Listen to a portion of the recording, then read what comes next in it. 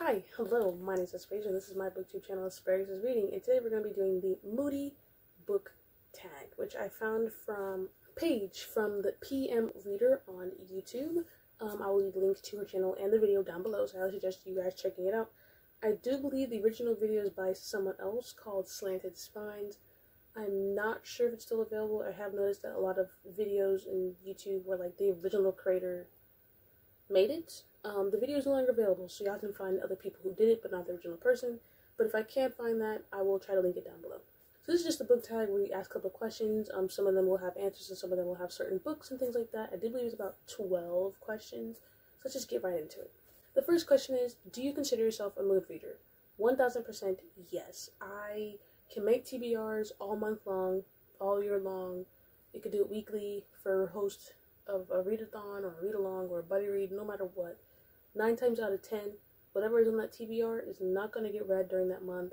I will read a lot. I do tend to read, I say, about 20 books a month, but most of those books do not come from my TBR. No matter what, I will plan my TBR around the books that I come in from Libby and around what's available to me in that exact moment.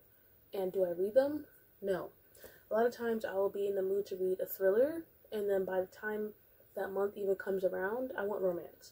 Or I want fantasy, or all of a sudden I just want to read a certain author's backlist. Or maybe I just want to reread. So my mood tends to change. It could be a different mood per week. It could be a different mood per month. Sometimes you can different moods a day. Like in the morning, all I want is romance. But then at night, I just want a thriller. So like sometimes it's just kind of all over. I feel like for right now, I think in general, my mood is definitely romance right now. However, I have been interested in other things. I have picked up a few thrillers, but they're not really holding my attention.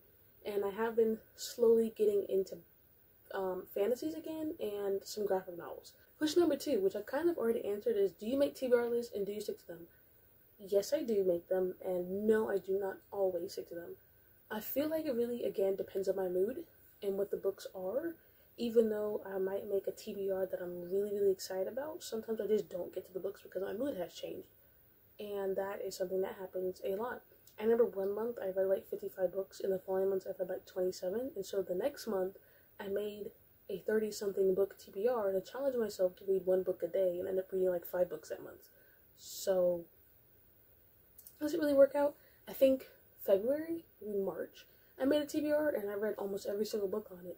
And then the following month, I didn't read a single book on the next TBR. So I do make them because I do have plans for certain books, you know, Neck Alley books I need to review, or certain books that come into Libby that I have a certain due date and things like that. But I don't always stick to it. Question number 3, do books affect you emotionally, and does the mood of the book rub off on you? Yes and no. I definitely feel like I get very strong feelings for certain books. Some books I will start to tear up. I think I have an example. I have a lot of books on the floor and I just filmed 2 videos. First one is A Few After All. I cried during this one. I cried. I think I laughed. I think I was really angry at a certain character at one point. I was very emotionally attached to one character. So this one is definitely one that I felt like affected me emotionally. But then we have To Katipa's Secret, which is a thriller, and where I felt really gripped by some of her other books. I feel like this one didn't really do anything for me. She's Too Pretty to Burn. When I was reading this, I was definitely there for the thrills and the ride. I was feeling very shocked about what was happening, very confused, but also very excited because it was almost like it was just a lot of thrill, I feel like, coming out of this book. So, like, yes, I do feel like sometimes they do rub off on me, but for the most part, I tend to be able to kind of separate the mood from me because the moment I put the book down, my mind is already elsewhere, and I feel like my emotions are already, like, switched from whatever the book was feeling. Question number 4, when you are sad, do you like to read sad books, happy books, or neutral books? I don't really read books based off, like, my actual mood. I just read what I want to read. Most of the time when I'm picking up a book, I want to read a book that I'm trying to finish, or just, like, I'm in the mood for it. So, like, if I'm sad, I don't think I've really read a sad book in that moment. I kind of just read whatever's available to me. I don't think I've read an angry book when I was angry. But I also feel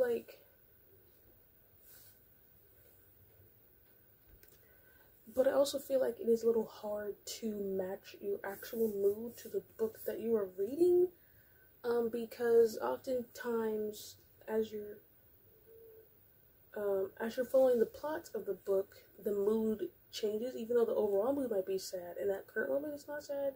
And I also feel like sometimes, even though the book may be intended to be sad, I may not feel sad. So I feel like that never really works for me. Question number 5. Most often, do you use reading to escape, to learn, or critically reflect? I say most often to escape, because it's fun to go elsewhere and do other things other than stress of school and life and society. I'm sure we all know what that's like. Going from life and then going really into a book, being super invested, and then coming back to life and just being like, okay, things. So I typically do it to escape, but I do occasionally do to learn. And sometimes critically reflect, but however I feel like when it comes to reflecting, I don't go into it with the intent to reflect. I kind of just reflect as I'm reading. Like, it kind of just happens. 6. What is a book that made you laugh out loud?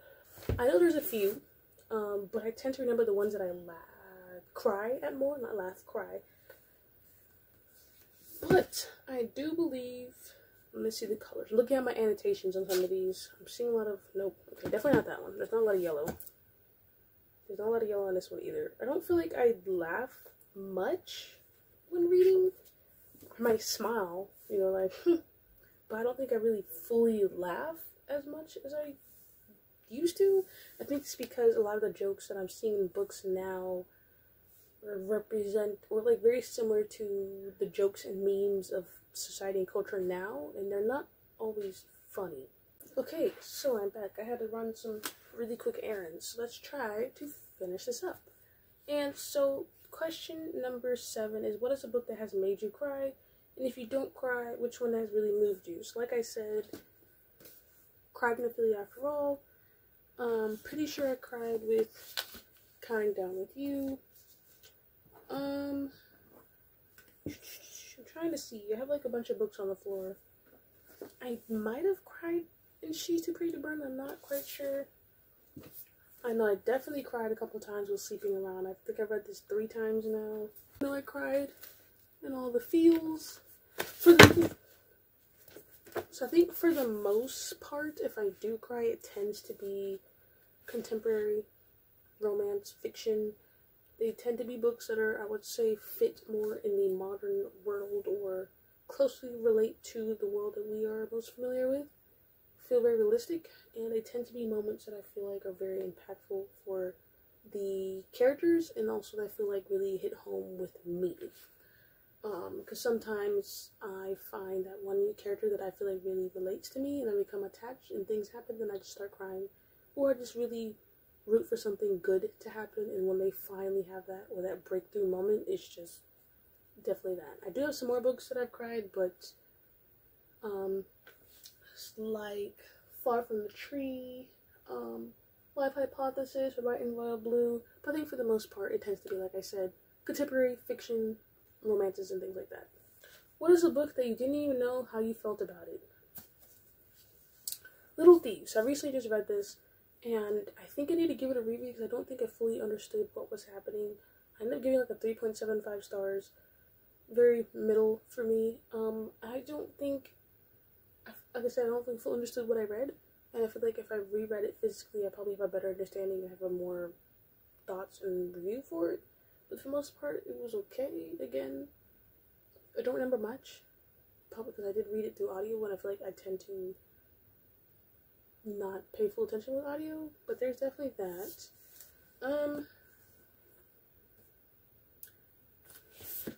Again, She's Too Pretty to Burn. This one was very like, oh, we are going there kind of book. Like, there was definitely a few moments in this where I was like, okay, I cannot believe that we just did that. Well, the characters, that I didn't really know how I felt about it, but I think in the end, my overall, because I felt really good by it, couldn't put it down. I wanted to keep reading it. When I did put it down, I ended up giving it that 5 stars. Question number 9. Are you more likely to read on a sunny day or a cloudy day? Sunny. On cloudy days, even though like most people think that's like aesthetic and vibes, I feel like I tend to be very like lazy those days. I don't really want to do anything. I just want to hop in bed. And so I rather do sunny days when I'm more motivated and I have the energy to read it. Question 10. Do you usually set the mood when you read? With music, lights, smell, etc.? Nope. I mean, I think that would be kind of nice. But I usually just read. Like, I'll be sitting at a desk, pull out my phone and read, or a book, hop in bed, read. I'll be sitting in class, finish my assignment, read. I just really read whenever I can, whenever I want to. Don't really set the mood because, like, I'm lazy. I never really think about it. I might have to try that, though. And for the last question, can you leap from book to book, or do you need time to buffer between them? I can leap from book to book. If you have seen my total reading for each month or each year in the past 2-3 years, I can leap. For the most part, I do tend to read anywhere between 1 and 5 books at a time. And I do tend to kind of go back and forth between them. It really just depends on what my mood is, when the book is due, if it's for school, buddy reads, things like that. But I can leap from them. I do tend to have a pretty good memory of what happened when I go back and forth. I don't find that bothers me. Occasionally I do have a buffer time and I'm like, okay. But for the most part, I'm pretty good with being able to leap. Alright, so that is all of the questions for this. If you have not done this tag, I now tag you. Of course, you obviously don't have to, but if you'd like to, you are now tagged by me. Let me know some of your thoughts or answers to these questions down below. If you have made this for, drop any emoji that relates to a mood. So this is a moody tag. Thank you guys for watching and for hanging around. With that being said, have a good day, good night, good evening, whatever time it is where you are, and I'll see you in the next one.